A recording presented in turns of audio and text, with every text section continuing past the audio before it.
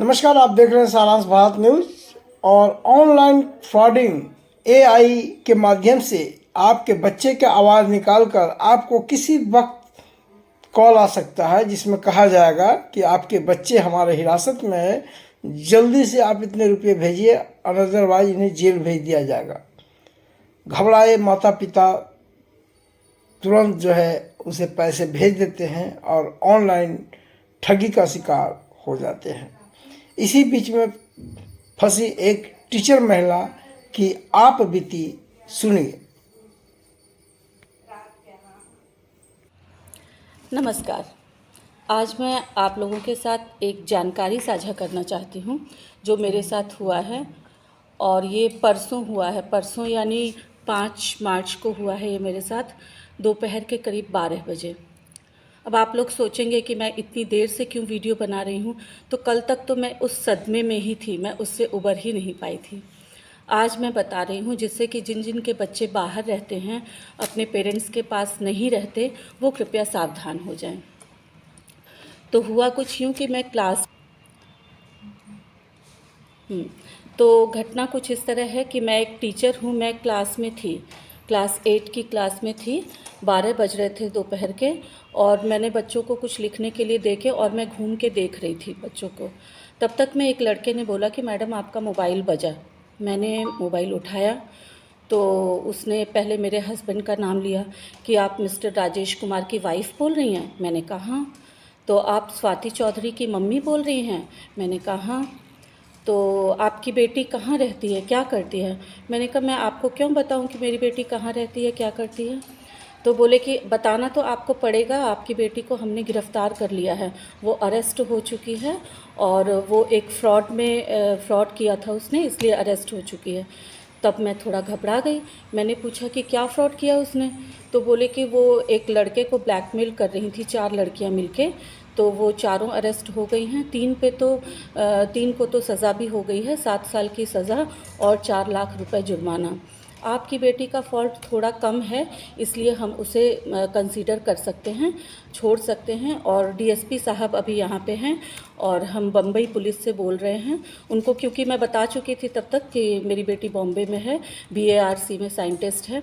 तो उन्होंने बोला कि हम बॉम्बे पुलिस से बोल रहे हैं, और यहाँ पे डीएसपी सर बैठे हुए हैं, एक मैडम हैं, उनसे हमने रिक्वेस्ट की है, हम आपकी बेटी को छोड़ सकते हैं। अब चूँकि मेरी बेटी अरेस्ट हो चुकी, इतना सुनते ही मुझे लग रहा था कि फ़्रॉड हो रहा है मेरे साथ, लेकिन फिर भी मैं बहुत घबरा गई। फिर मैंने बोला कि आप मेरी बेटी से बात करवा सकते हैं मेरी? तो उन्होंने बात भी करवाई, और बात करवाने के दौरान उन्होंने मेरी बेटी की जो आवाज़ सुनाई, वो बिल्कुल हूबहू मेरी बेटी की ही आवाज़ थी।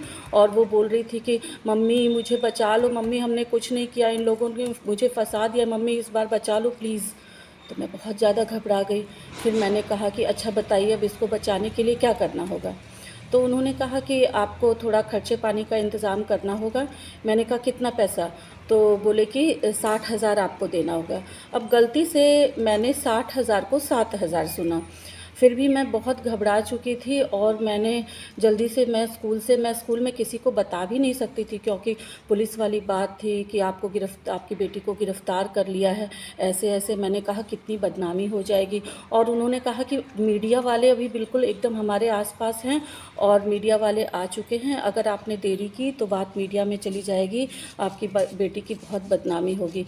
मैं काफ़ी घबरा चुकी थी। मैं अपना बैग वैग लेके घर की तरफ भागी, और घर पहुंचने के, चूँकि मैं एक रेजिडेंशियल स्कूल में काम करती हूँ, तो वहाँ पे वो हॉस्टल की जो मैट्रॉन थी, उन्होंने भी मुझे पूछा क्या हुआ क्या हुआ? बस मैं रो के इतना ही बोली कि मेरी बेटी को किसी ने किडनैप कर लिया है। फिर मैं घर चली गई। मैंने उनको 7,000 पे भी कर दिया। उसके बाद, और वो लोग मुझे ना तो, क्योंकि इस दौरान जब मैं जा रही थी घर, तो मेरे में जो साथ काम करने वाली हैं, टीजीटी एसएसटी मैडम और टीजीटी इंग्लिश मैडम, इन लोगों ने मुझे एकदम बदहवास सा जो जाते हुए देखा, तो मुझे बार बार फ़ोन करने लगी, मैसेज किया कि एवरीथिंग इज़ ओके। लेकिन मैं उनको बोल रही हूँ कि मेरा फ़ोन आ रहा है, मैं क्या फ़ोन रिसीव करूँ? उन्होंने बिल्कुल मना कर दिया कि ना तो आप अभी कोई फ़ोन कॉल रिसीव कर सकती हैं, और ना ही फ़ोन काटिएगा, क्योंकि अगर आपने ऐसा किया तो हम मीडिया वालों में तुरंत दे देंगे, आपकी बेटी को हम बचा नहीं पाएंगे।